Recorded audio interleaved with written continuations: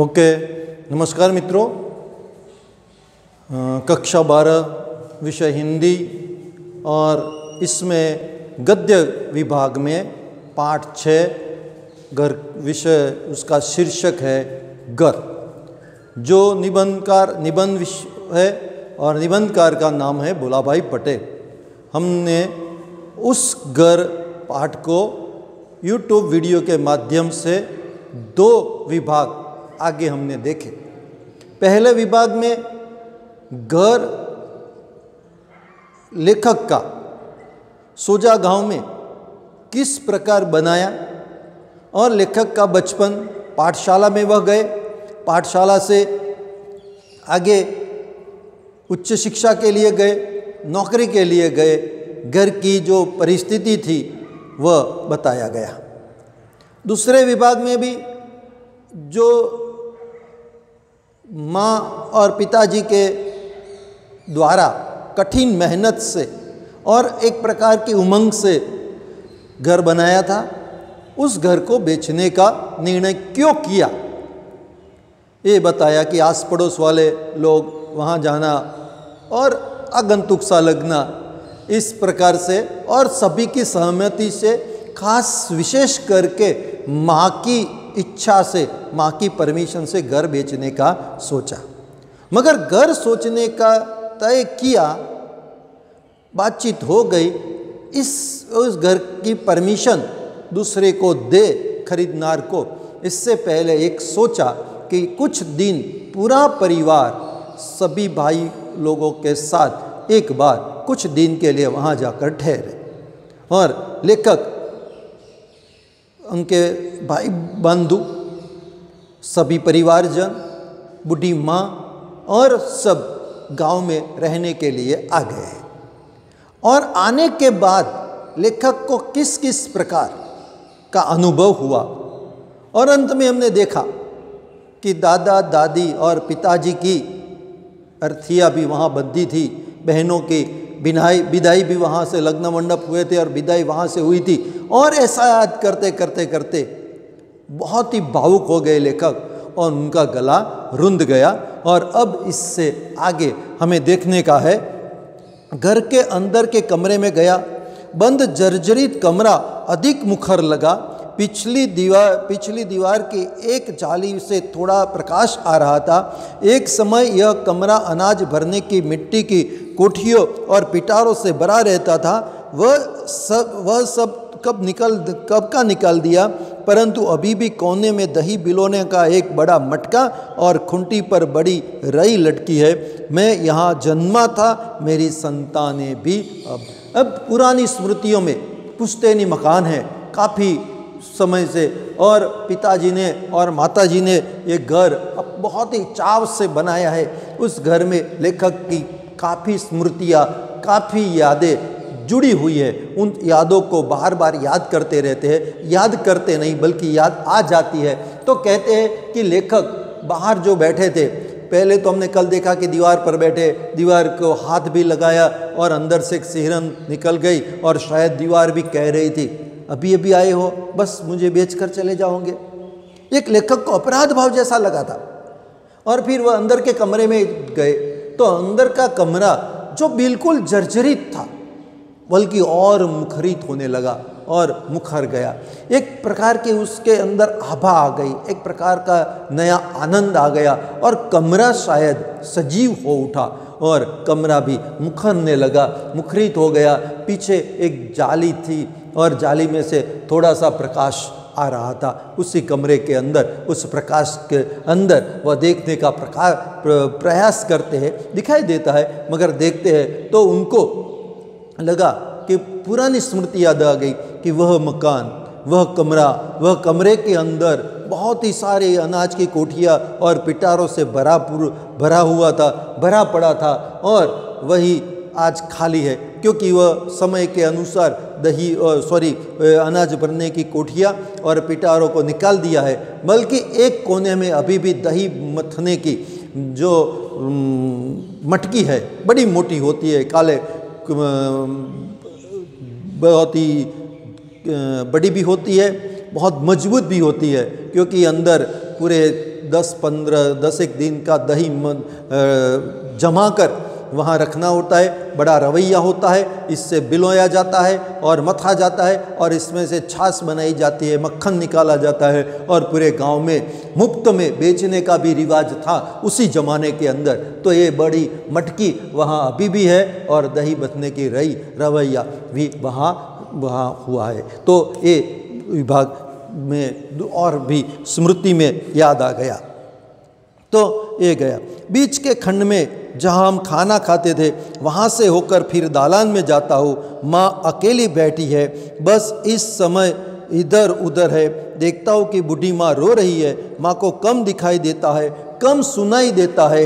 अब अधिक दिन निकाल सके ऐसा भी नहीं लगता। मैंने पास जाकर पूछा यह क्या, तू रो रही है माँ? और वह जोर से रो पड़ी। यह गर, बस इतना ही वह आंसू और हिचकियों के बीच बोल पाई। पिताजी के अवसान के समय नहीं रोई थी, उतना माँ इस समय रो रही थी। धीरे धीरे हिचकियों के बीच उसने कहा, यह गर मैं जी रही हूँ, तब तक मत निकालो। मैं अब कुछ दिनों की ही मेहमान हूँ, फिर तुम लोग जो चाहे करो। परंतु माँ, तूने ही तो कहा था। कहाँ होगा, परंतु वापस यहाँ आने के बाद नहीं, तुम मत बेचो। इसका रोना बंद नहीं हो रहा था। अब जो हम कहते हैं कि निबंध पूरी एक पराकाष्ठा पर, चरम सीमा पर या अपने अंत तक जाता है, वो भावुक बना देता है या क्लाइमैक्स की ओर जा रहा है, ये हमारा बात यहाँ से शुरू होती है। तो लेखक घर के अंदर के कमरे में गए, मटकी दही बिलोने का रवई वो दिखा और बाहर आ गए। बाहर आए हैं तो बीच खंड में खड़े हैं। दालान में माँ बैठी है, माँ अकेली बैठी है। आसपास उनके परिवारजन कुछ साफ सुफ में लगे होंगे, कुछ कामकाज में लगे होंगे, कुछ अपने अपने हिसाब से काम करते होंगे। मतलब कि माँ वहाँ अकेली बैठी है। और लेखक देखते हैं कि अकेले बैठी है और माँ रो रही है।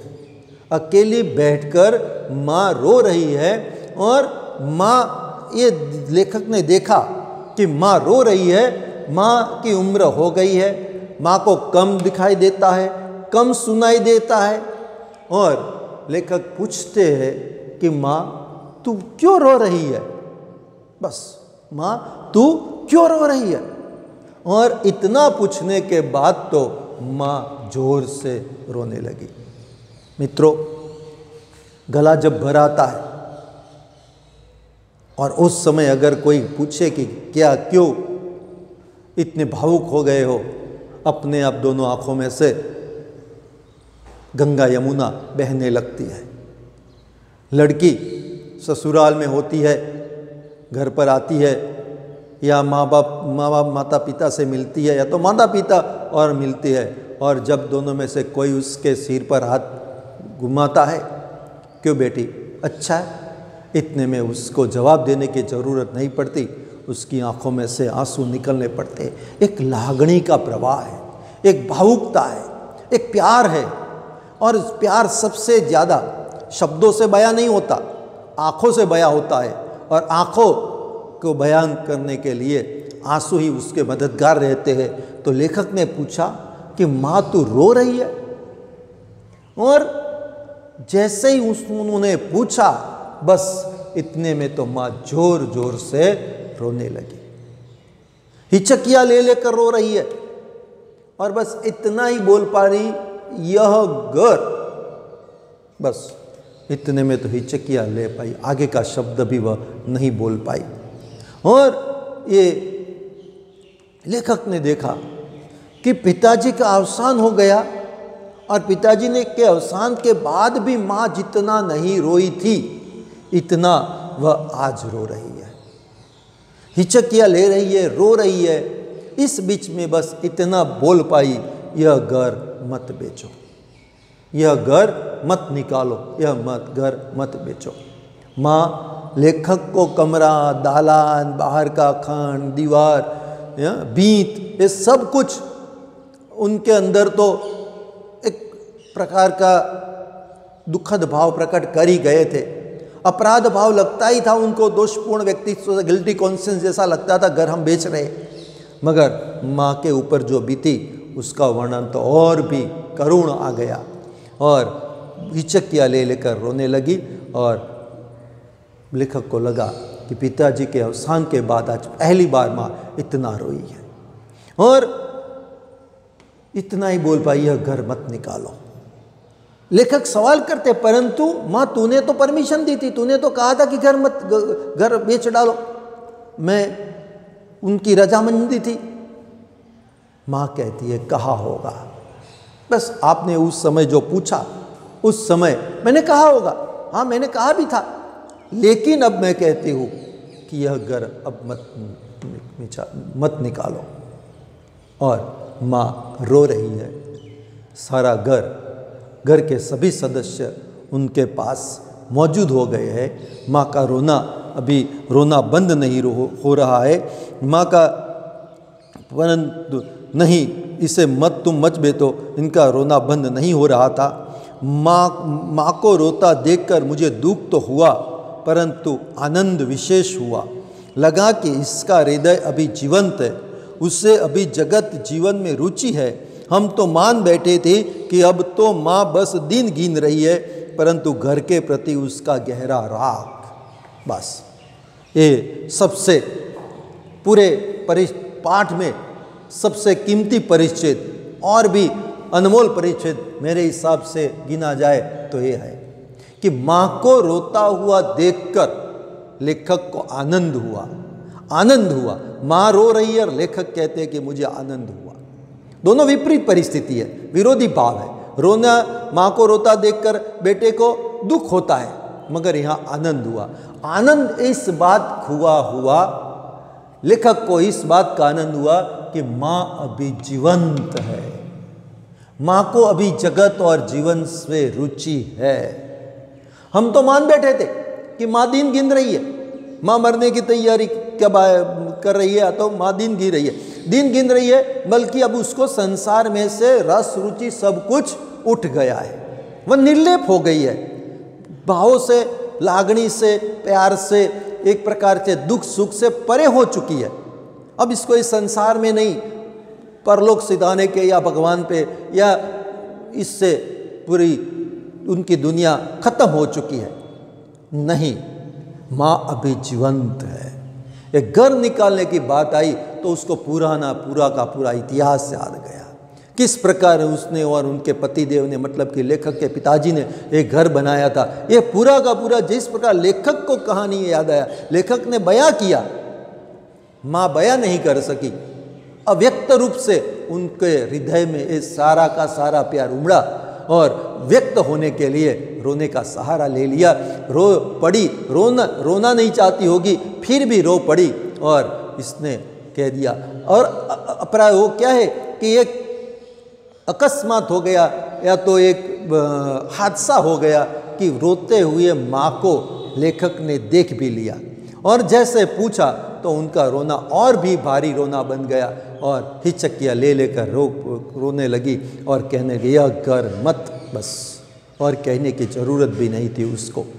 हाँ, परमिशन दी थी, मैंने कहा होगा।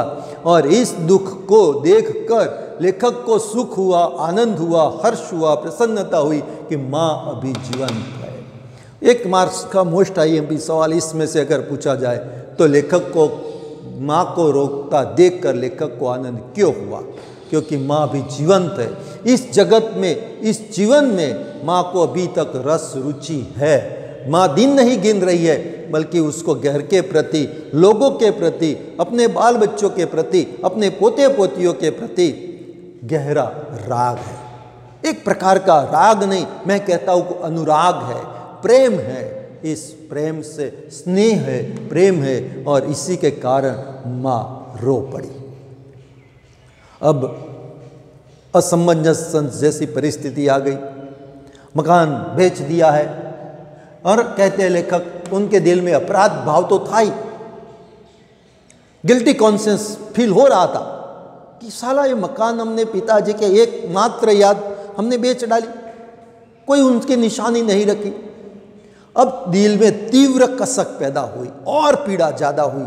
अब क्या किया जाए, मकान बेचने का है और अब कैसे प्रकार हो गया।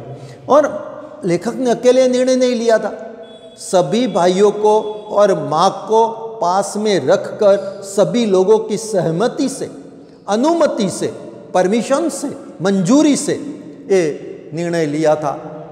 अरे जिस व्यक्ति को मकान दिया था अच्छी खासी कीमत मिल रही थी, उनके साथ इकरारनामा भी हो गया था। अरे मतलब कि कुछ कागजात जो करने होते थे वो कागजात भी बन गए थे। और अब माँ इस मकान को बेचने के लिए मना कर रही है। तो इस लेखक के दिल में एक कसक तो उठी है। घर निकाल देने की बात को लेकर मेरे मन में अंदर अपराध बोध तो था, परंतु अब तो एक प्रकार की तीव्र कसक उठी। घर को सभी की सहमति से बेचने का निर्णय लिया था, इकरारनामा भी हो चुका था, लेकिन उस दिन से प्रत्येक सदस्य घर की बात निकालने में ही मौन हो जाता था। सब लोग मौन हो जाते थे, कोई कुछ बोलता नहीं था घर के बाद बेचने में। इतने में छोटा भाई मकान खरीदने वाले के साथ आया। घर के अन्य सदस्य भी एकत्र होकर माँ के आसपास बैठ गए थे। माँ को समझाने का प्रयत्न करने लगे, हम अधिक सुविधा वाला मकान, नया मकान इस गांव में ही बनाएंगे, इसी घर के पैसों से तुम कहोगी वैसा ही।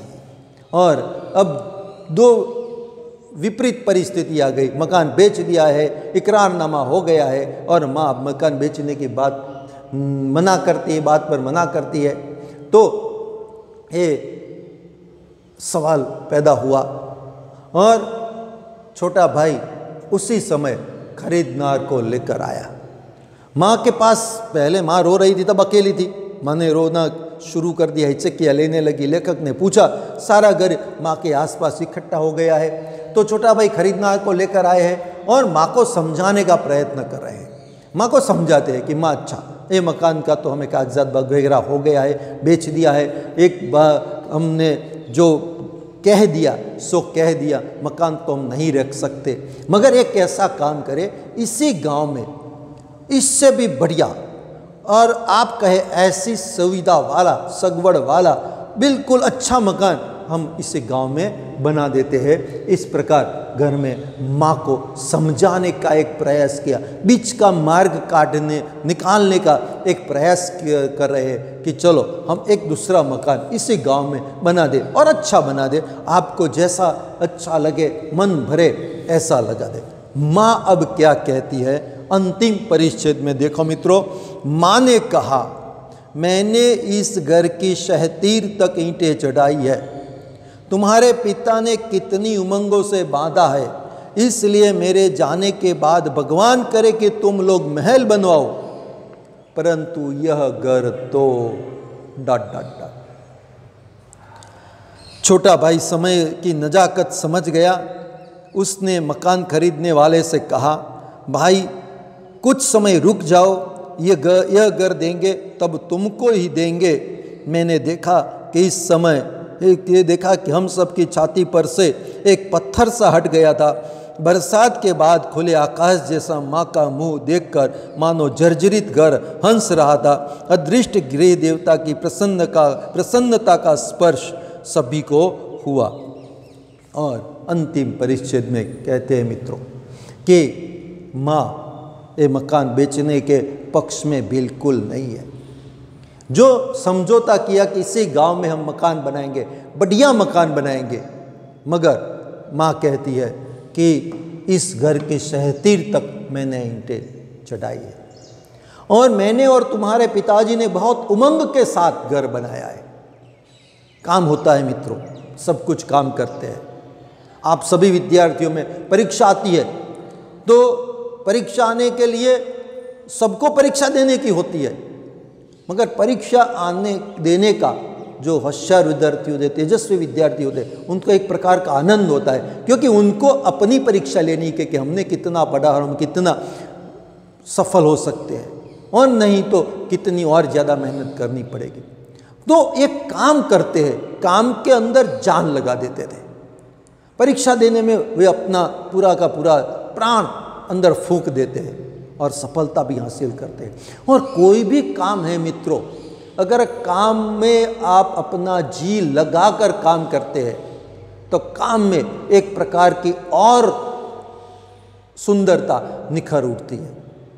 तो मैंने और तुम्हारे पिताजी ने बहुत ही उमंग के साथ यह घर बनाया था। मेरे चले जाने के बाद आप महल बनवाओ, बहुत बड़ा महल हवेली बनवाओ, पर इस मकान को मत बेचो। माँ ने अंतिम समय में कह दिया कि इस मकान को मत बेचो। बहुत ही भावुक होकर कह रही है, लेखक कह रहे हैं समय की, उनके भाई समय की नजाकत को समझ गए कि अब माँ के दिल पर जो पत्थर सा हो गया है, बोझ हो गया है, उसको तो किसी भी प्रकार से हटाना ही पड़ेगा। उस समय तो घर बेचने का है ही नहीं, माँ को दुखी करना ही नहीं चाहिए और दुखी कर भी नहीं सकते हैं। तो समय की नजाकत समझ गए।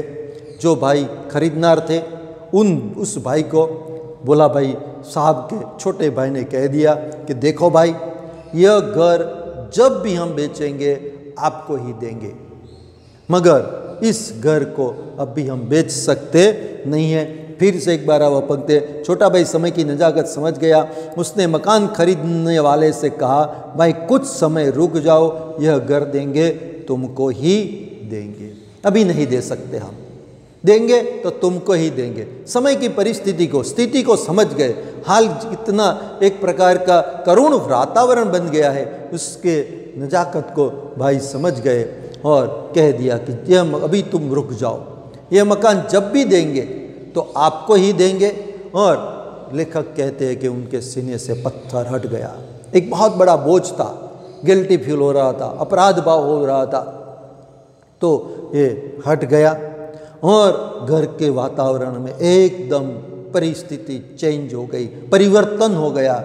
जो दुख का माहौल बन गया था वह सुख की ओर आ गया, आनंद की ओर आ गया, हर्ष की ओर आ गया, प्रसन्नता की ओर आ गया। बहुत ही सुंदर शब्दों में लेखक कहते हैं, बरसात के बाद आकाश, बरसात जब आती है, बारिश होती है, आकाश में काले डिबांग बादल छा जाते हैं। कुछ नीचे भी हमें घरों में या धरती पर अंधेरा सा छा जाता है, चाहे दिन हो, चाहे दोपहर हो, चाहे शाम हो, पर जैसे ही वह बादल निकल जाते हैं, सुंदर मजाकिया प्रकाश की रोशनी देखने को मिलती है और सुंदर वातावरण बना रहता है। इस प्रकार माँ का चेहरा भी, शायद दुख की कालीमा उनके चेहरे से दूर हो गई और प्रसन्नता की लालिमा उनके चेहरे पर आ गई, खुश हो गई थी। और लेखक बहुत ही बात कहते हैं कि देवता भगवान को हम देख नहीं सकते हैं, महसूस कर सकते हैं, अनुभव कर सकते हैं। तो यहाँ ये बता रहे हैं कि अदृष्ट गृह देवता का सबको स्पर्श होता हुआ लेखक को दिखाई दिया। एक प्रकार का लेखक को आनंद हुआ और अदृष्ट गृह देवता का स्पर्श सबको होता हो ऐसा दिखाई दिया। हम वास्तु देवता कहते हैं, गृह देवता कहते हैं, हमारे शास्त्रोक्त मुताबिक हर किसी में हम देवता का वास मानते हैं। ईशावास्यम इदम सर्वम यत किंच जगत्याम जगत तेन त्यक्तेन भुंजिता माँ घृतः कश्यस्विदम। सबको ईश्वर में मानने की हमारे शास्त्रों में भी बात बताई है। तो यहाँ भी गृह देवता का, अदृष्ट गृह देवता का सबको स्पर्श हुआ, दिखाई देता हुआ। तो मित्रों, ये बहुत ही बढ़िया निबंध है, साहित्य प्रकार से बहुत ही बढ़िया है। 1 मार्क्स के प्रश्न, 2 मार्क्स के प्रश्न और 5 मार्क्स के प्रश्न भी इसमें से पूछे जा सकते हैं। स्वाध्याय के प्रश्न भी है। मैंने भी इस पाठ को पढ़ाते समय आपके साथ प्रश्नों की बात की है, तो स्वाध्याय भी तैयार करने का, स्वाध्याय के सिवाय उसके प्रश्नों को भी आपको तैयार करने का है और साथ साथ नोट में स्वाध्याय के प्रश्न लिखने भी है। बहुत ही एक वीडियो एक बार नहीं तो बार बार देखे, पढ़े, सुने और कोई तकलीफ हो तो मिले और इस पाठ को तैयार कर दे। मित्रों, परीक्षा आने ही वाली है, परीक्षा की तैयारी में हम लगे रहे और उसको तैयार करते रहे। अस्तु, जय हिंद, धन्यवाद।